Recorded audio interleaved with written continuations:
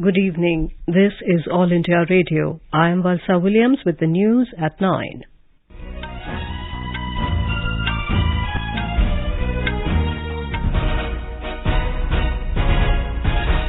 The headlines. First batch of 2,600 Agniveers all set to join Indian Navy. India reiterates commitment to provide support to African partner countries in all defence-related matters. Centre sanctions 800 crore rupees for setting up over 7,000 public electronic vehicle charging stations across the country. Education Ministry selects 9,000 schools for flagship Pradhan Mantri Schools for Rising India SHRI scheme. And government extends last date for linking PAN and Aadhaar cards to the 30th of June.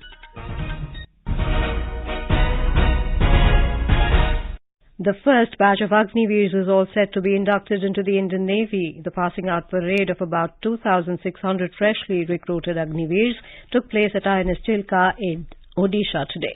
The first batch of Agniveers, which includes 273 women, underwent 16 weeks of rigorous training at INS Chilka.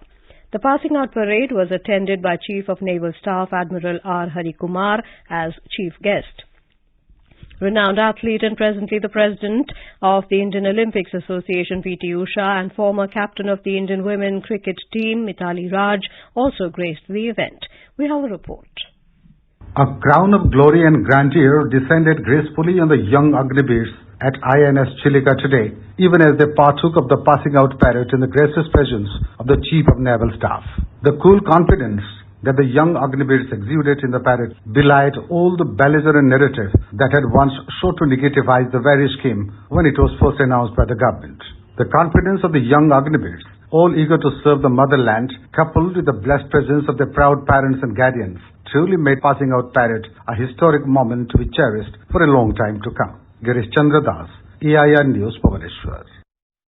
Defence Minister Rajnath Singh has said India will continue to work with African nations to promote regional security, foster stability and enhance defence capabilities together.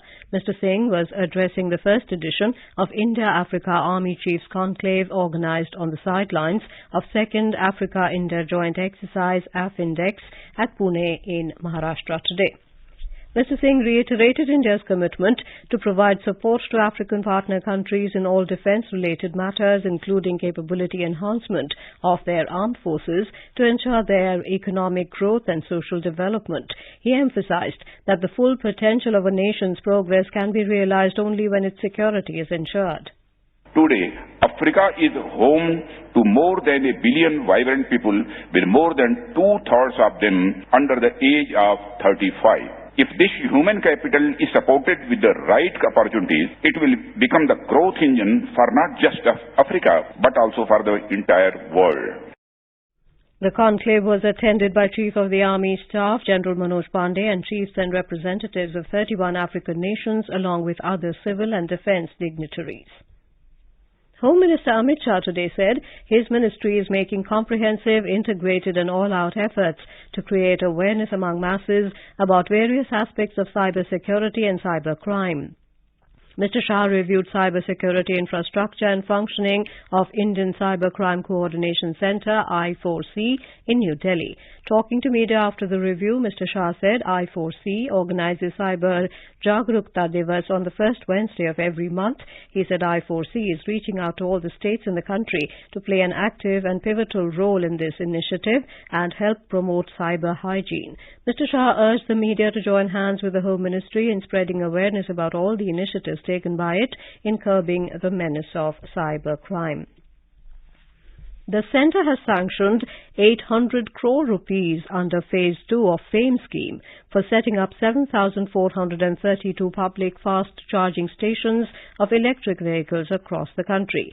The government formulated faster adoption and manufacturing of electric vehicles FAME India scheme in 2015 to improve the infrastructure required for the large-scale use of electric vehicles.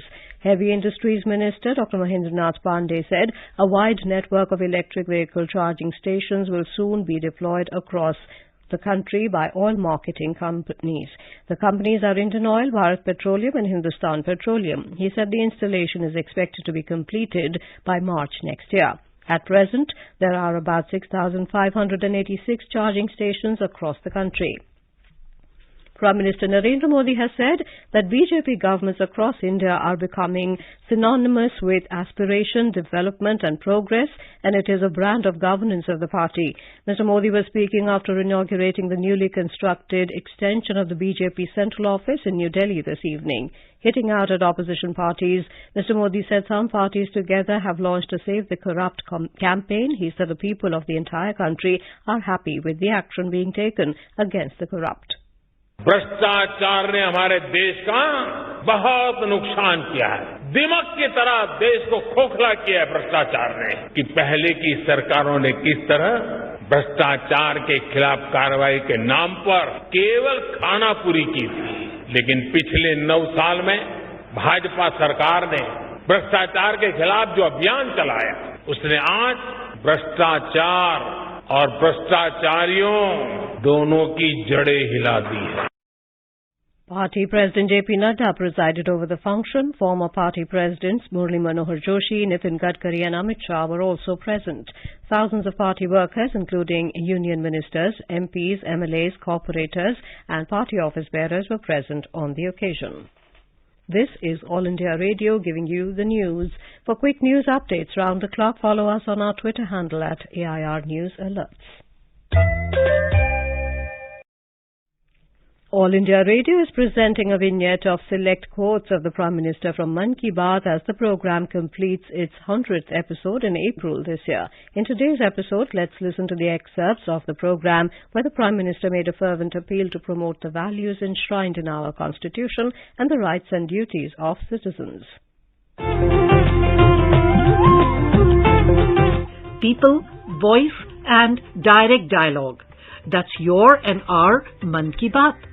Yes, this is how our Prime Minister connects with millions of countrymen. With the program Mann Ki Baat, aired on the last Sunday of every month on All India Radio. This series, which started on October 3rd, 2014, will complete its 100th episode in April 2023.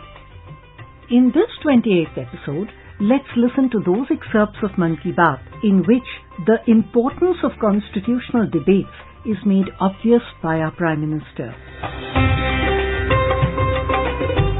Our Constitution guides the nation like a beacon at every step when faced by a crisis. And sure enough, we overcome it successfully. The kind of in-depth knowledge that the citizens should have in a democratic society is lacking among most. In the year 2017, soon after the Republic Day, on 29th January, the Prime Minister called upon the people and implored them to get more conversant with the Constitution of India. Bharat का संविधान नागरिकों के कर्तव्य, नागरिकों के अधिकार, लोकतंत्र के प्रति हमारी प्रतिबद्धता, एक प्रकार से ये संस्कार उत्सव भी है जो आने वाली पीढ़ियों को लोकतंत्र के प्रति, लोकतांत्रिक जिम्मेवारियों के प्रति जागरूक भी करता है, संस्कारित भी करता है। लेकिन अभी भी हमारे देश में नागरिकों के कर्तव्य और नागरिकों के अधिकार, उस पर जितनी बहस होनी चाहिए, जितनी गहराई से बहस होनी चाहिए, जितनी व्यापक रूप में चर्चा होनी चाहिए, वो अभी नहीं हो रही है। मैं आशा करता हूं कि हर स्तर पर, हर वक्त जितना बल अधिकारों पर दिया जाता है, उतना ही बल कर्तव्यों पर भी दिया जाए।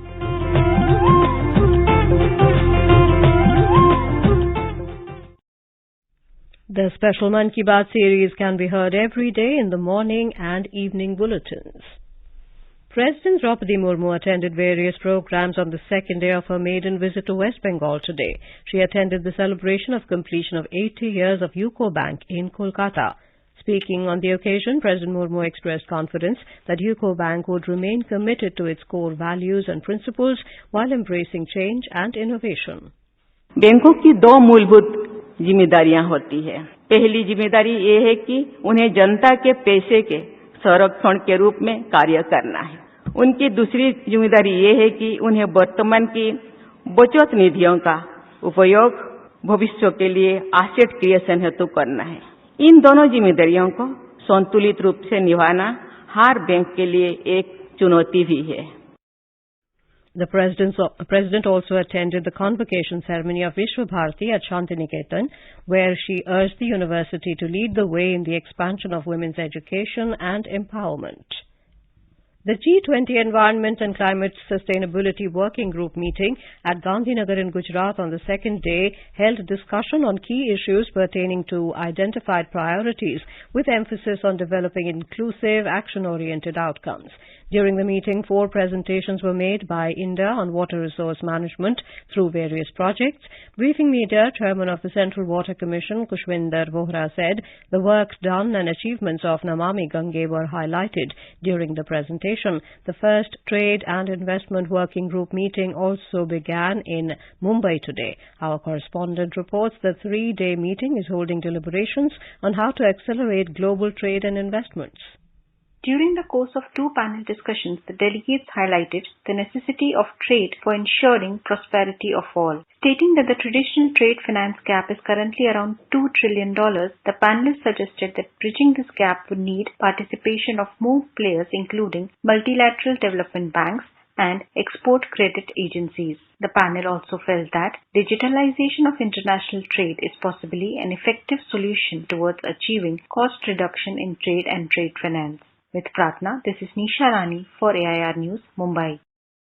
The second G20 Infrastructure Working Group meeting also began at Visakhapatnam in Andhra Pradesh. Ramnagar in Nainital district of Uttarakhand is set to host the 3-day meeting of G20 Chief Science Advisors Roundtable. The main meeting will take place tomorrow.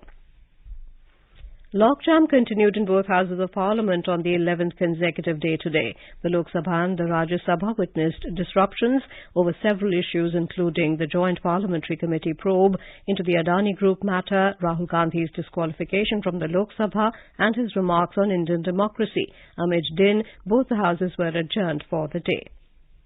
In Rajasthan, patients are facing trouble due to the 10-day-long strike of private hospitals and nursing homes across the state in protest against the Right to Health Act. There is heavy rush of patients at government hospitals due to the strike. Some organizations of government doctors have also extended their support to the strike from tomorrow, which may worsen the situation. More from our correspondent. The Assembly passed the Right to Health Bill last week, giving citizens the right to emergency treatment and care for sudden emergencies in hospitals without any prepayment. Various organizations of private hospitals and doctors are opposing this bill. They are demanding withdrawal of this bill. On the other hand, Health Minister Prasad Lal Meena has said that the government will not withdraw the bill at any cost. Jitendra Dwivedi, AIR News, Jaipur. At least 39 people were killed after a fire started at an immigration detention facility at Ciudad Juarez City in northern Mexico near the U.S. border today. Mexico's National Immigration Institute in a statement said the facility was holding 68 adult men from Central and South America. The cause of the fire is yet to be ascertained. Mexico's Attorney General's office has launched an inquiry.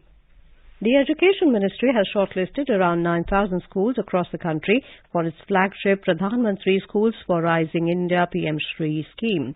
The ministry informed that the institutions were selected from over 250,000 government schools, including Kendriya Vidyalayas and Navodaya Vidyalayas. It stated that a total of 6 broad parameters, including curriculum, access and infrastructure, human resources and gender equity, were assessed for the selection process.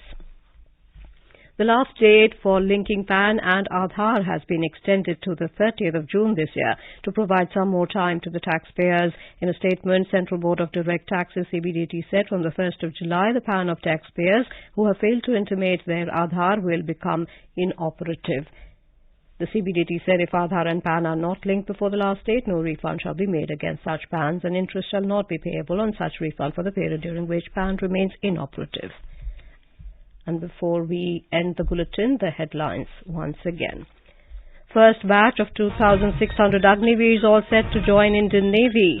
India reiterates commitment to provide support to African partner countries in all defence-related matters. Centre sanctions 800 crore rupees for setting up over 7,000 public electronic vehicle charging stations across the country. Education Ministry selects 9,000 schools for flagship Pradhan Mantri Schools for Rising India SHRI scheme, and government extends last date for linking PAN and Aadhaar cards to the 30th of June. That is all in the news at 9. Good night.